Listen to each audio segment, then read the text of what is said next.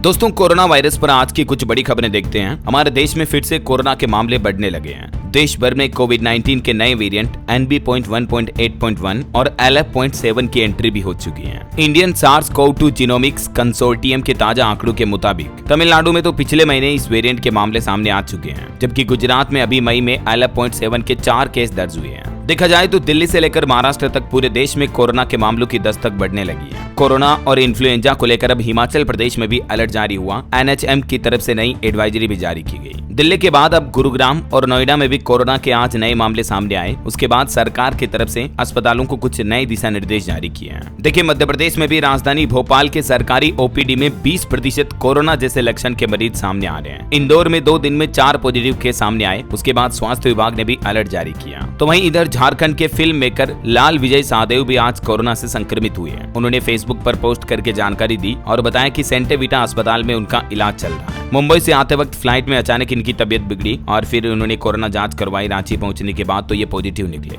इधर राजस्थान की भी बात करें तो जयपुर, जोधपुर, उदयपुर इन जिलों में कुछ नए कोरोना मरीज सामने आए हैं। हालांकि डॉक्टरों का कहना दोस्तों कि ये कोरोना वेरिएंट घातक नहीं है, लेकिन फिर भी हमें सावधान रहने की जरूरत है। राजस्थान में बीते दिन भी 3 बच्चों समेत 7 कोरोना पॉजिटिव मिले। जोधपुर में 4 और जयपुर में 3 केस सामने आए। इनमें कोरोना का कौन सा वेरिएंट है ये जानने के लिए अब इनके सैंपल भी भेजे गए हैं लेबोरेटरी में। तो वहीं देश भर में कोरोना स्टेटस की अगर बात करें तो देश भर में बीते 2 दिन में कोरोना से 2 मौतें हुई हैं और 27 नए केस भी सामने आए हैं। अभी हमारे देश में कुल एक्टिव मरीज की संख्या 363 हो चुकी है। और ये जो कोरोना के नए मामले सामने आए ये केरल, तमिलनाडु, महाराष्ट्र और कर्नाटक राज्यों में आए हैं। हालांकि अच्छी बात यह दोस्तों कि कोरोना के जो ज्यादातर केस हल्के हैं, माइल्ड केस हैं, वो मरीज होम आइसोलेशन में ही ठीक हो रहे हैं। लेकिन एक चिंता करने वाली बात पता है क्या दोस्तों, वो ये कि अभी इतने कम कोरोना मामले सामने आ रहे हैं ना हमारे देश में, उसके बावजूद कोरोना के नए वेरिएंट से 2 दिन में 2 मरीजों की मौत हो गई। यानी कहीं न कहीं देखा जाए तो कुल संक्रमितों की संख्या के आंकड़ों के हिसाब से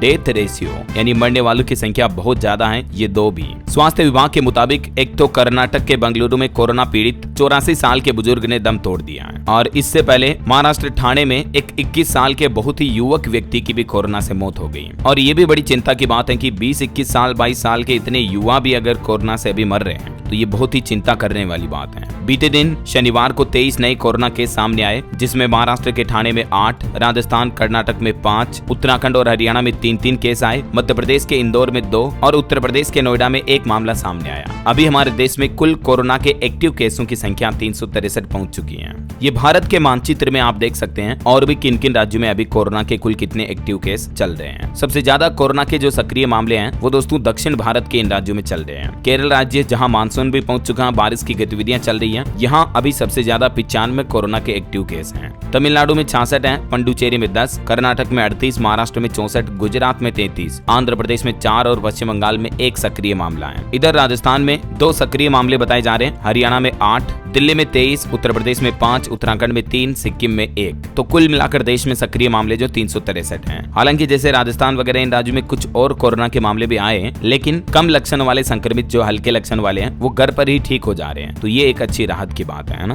बाकी दोस्तों अभी जो कोरोना का वेरिएंट फैल रहा है वो वेरिएंट कौन सा आपको पता होगा, JN.1 वेरिएंट है, जिसने सिंगापुर, चाइना, थाईलैंड इन देशों में भी काफी ज्यादा कोरोना के मामले बढ़ाए हैं। इस वेरिएंट के सामान्य लक्षण मैंने आपको कल भी बताए थे, सर दर्द, बुखार, सूखी खांसी, आंखों में जलन, स्वाद या गंध न आना और भी गले में खराश, नाक बहना। ये सामान्य लक्षण अगर दिखाई दें तो तुरंत डॉक्टर से चेकअप करवाएं और आपकी कोरोना जांच करवाएं। हम उम्मीद करते हैं दोस्तों कि देश में कोरोना की पूरी वापस नई लहर ना आए तो बेहतर है, क्योंकि इससे लोगों को स्वास्थ्य, इकोनॉमी हर क्षेत्र में तगड़ा नुकसान होता है ना। बाकी वैसे आप कौन से राज्य में, कौन से जिले में रहते हैं दोस्तों, कमेंट करके बताइए मुझे आपके जिले और राज्य का नाम। और साथ ही इस वीडियो को लाइक और शेयर करना, DLS न्यूज चैनल को सब्सक्राइब करके बेल आइकन जरूर दबा देना, रोजाना ऐसे इन्फॉर्मेटिव जानकारियां, महत्वपूर्ण समाचार देखते रहने के लिए। ओके, ख्याल रखिएगा अपने आप का, अपने परिवार का। मिलेंगे अगले नेक्स्ट अपडेट में, तब तक के लिए जय हिंद, जय भारत, वंदे मातरम।